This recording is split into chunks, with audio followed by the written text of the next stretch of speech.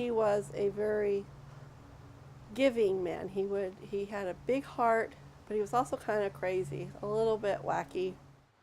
Kenneth Nancarrow and I were together for 12 years before he passed away. I had taken him up to Pine Flat to a spot that he wanted to camp, and he told me, leave him there for 4 days, come back in 4 days and pick me up.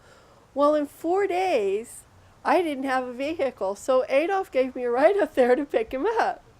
And when we got up there, I had found out that 45 minutes after I had left, he got bit by a rattlesnake.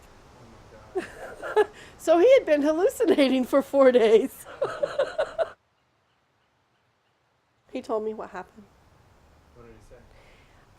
Well, when he first came home, he told me I had to come outside to look at the truck. And I said, why? He said, I've got something to show you. Come and look. So I went out and I saw the handprints on Adolf's car, and I was shocked. I thought, oh wow, okay, well, I had doubts. I thought, well, maybe, it's not what you guys think. And he was so positive, and he said, no, you just don't know what happened. And then Adolf had to leave, and when we came back inside, he stripped, and he told me, look at me, all over, check my body, look for something. I said, what? Anything unusual? I noticed on the back of his left ear, there was a red mark that had not been there. He had long hair, but he always wore it back in a ponytail. And that's something that I would have noticed prior to that, because it was about the size of my pinky. And it was unusual. It wasn't like a pimple or anything like that. It wasn't raised. It was concave. And it didn't have like a hole. It was just a red mark. I don't know how to explain it. And he would have me check it once a week to see if there was any changes in it. And for a couple of months, there was no changes. And then all of a sudden, it was just gone.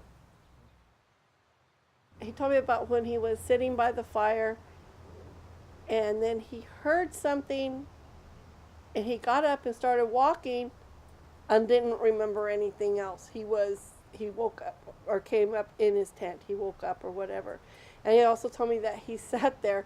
He kept laughing because he thought it was really funny that he was sitting there with the light, his machete in one hand, the flashlight like this, and he's sitting there like this, and he could see shadows all around, and he could hear, other people, Adolf and them talking, and he'd say, hey, Adolf, are you okay? Adolf said, yeah, I'm okay. Ken, are you okay? Yeah, I'm okay. But none of them would move. They wouldn't go anywhere, and he sat like that all night long, just sat up in his tent. But then he also said that he would be like that, and then all of a sudden, it was like he had went to sleep, and then he was like sitting like that again, like there was missing time. And that's what he was most concerned about, was the missing time. And the largest chunk of missing time was from when he walked off into the woods and then woke up in the tent. And did he venture any guesses as to what actually was happening? Oh, he kept saying it was aliens. Yeah. He said it over and over. They were there. They were there. We saw shadows. They were there.